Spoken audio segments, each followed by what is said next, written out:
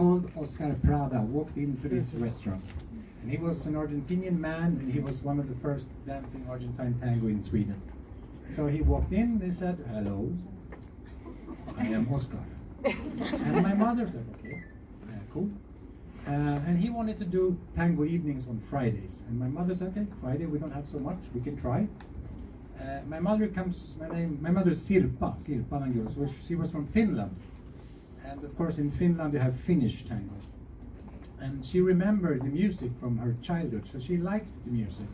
But she didn't really like how he was presenting the venue and the stuff, sort of. So it didn't work so well. But she liked the music, so she tried another guy. And I think this was Oscar Berrois was the second guy, if I remember correctly. But my mother was very special. She didn't like him either, sorry. But I think this is the true story. I am sorry. So she, I think then, and now you have to correct me from Tango Norte, I think she tried with Tango Norte after this. That was not really working either. She's special, I'm sorry. I tried to tell her. No. Then she met this couple from Uppsala, Tommy and Kristina, and that was a match in heaven. She liked them, and we started doing tango classes here, like crazy. And at one point, I think we had tango here 6 nights a week. I'm not kidding. We were having tango almost every other day. One day it was closed. My father said, "I'm not working that day." So, because my mother and father was running this restaurant together, they bought it in 1980. So, with Tommy and Christina, she like, "Yes, let's do tango lessons. Yeah, let's do everything, blah, blah, blah." So, I was at that time studying to become a lawyer at university. So I was working here, and the first time I walked in here, I was 13 years old. It was 1980. Like, wow, that's a really big place, because I didn't understand the mirrors. Because a very big place. Anyway, I was 26 taking my first tango lesson, and of course, I picked up very quickly because I liked dancing. So after a while, and she's actually here. Me and Annika Palén. It's unbelievable that she's here. Can you come? Will you support her?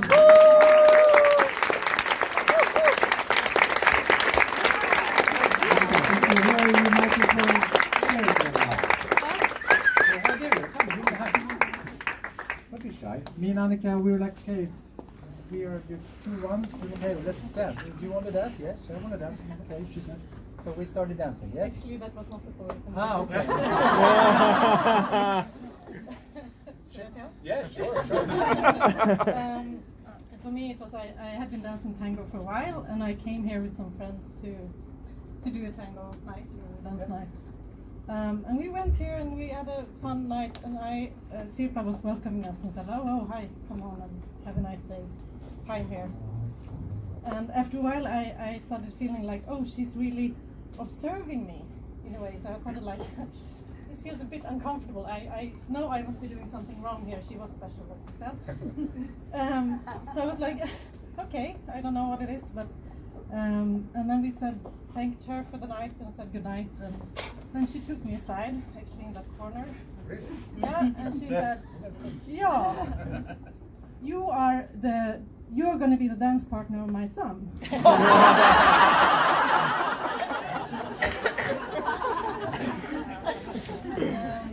I didn't know.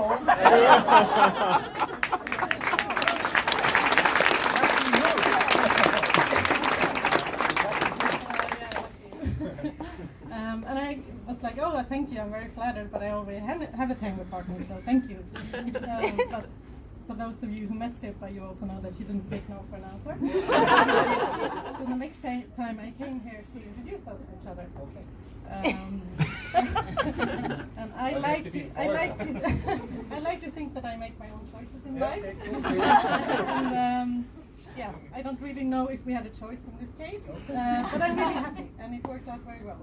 And I have many beautiful memories from this place, and quite some sad ones as well. So I'm very happy to be here tonight.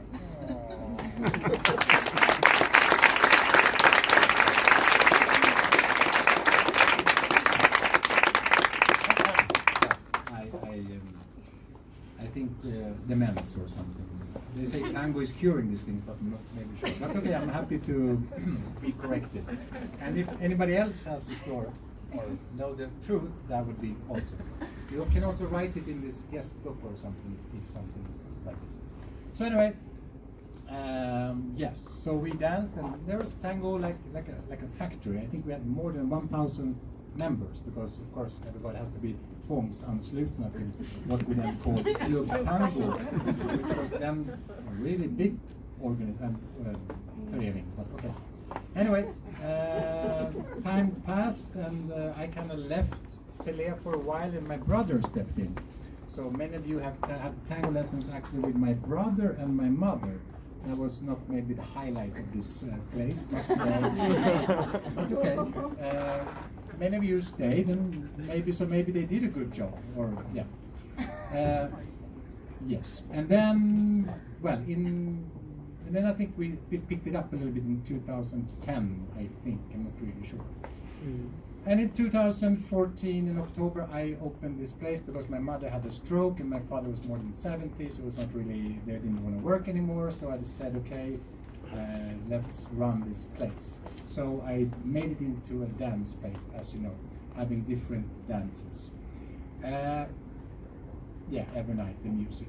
And the thing is, maybe you are wondering why we're closing it, maybe you don't know, but it's going to become a Buddhist meditation center because since both my parents are dead, this is a dödsbo, so we have to, in English I don't know, we have to divide yeah, so I don't really want to sell this place, but my two brothers want to do it, and I can't buy them out so, because it's too much, because it's a bostadsrätt. So now you know, you don't have to wonder. So that's basically the story here, more or less. Am I missing something? Somebody has a... You can say now. You have something? No, that's the big part, I think. Anyway, so we'll become a Buddhist meditation center. So if you want to find inner peace, you can come here. I might come. I don't know. Depends. Somebody said I should book a shrink time next week.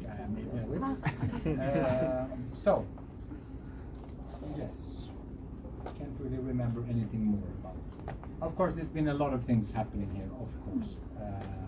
But as we say, what happens in Garmmofon stays in Garmmofon. Okay, let's try to wrap this up. I want to say two more things. We have done tiramisu today, so we're gonna try to bring that out, and we're gonna give you some bubbly.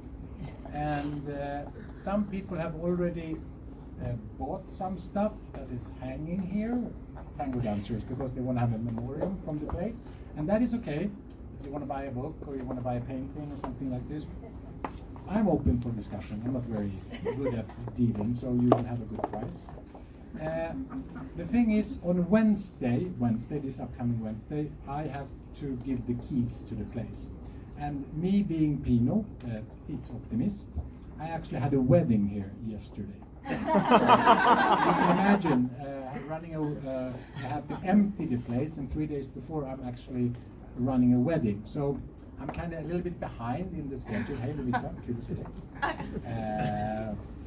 So if somebody has time tomorrow, in the morning or in the evening, to come and snickra lite, put some things down, put things in the boxes and into a car, that would be awesome. You can contact me anytime during the evening.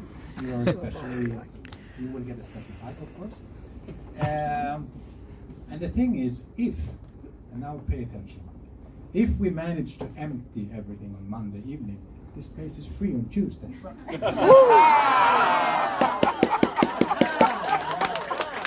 So, I could theoretically be dancing here on Tuesday night, but it needs to be kind of empty. But there would be no chairs, there would be no tables, basically. Here, Christmas is coming in at the moment. I will talk a little bit more. Watch the fleck, because it's going to chop off the head of the So if, let's say, 10 people wants to help out tomorrow evening, we will for sure have a milonga on Tuesday. I will talk a little bit more. There is a guest book going around like this. And before you were giving me these really nice things, I want to thank two persons who I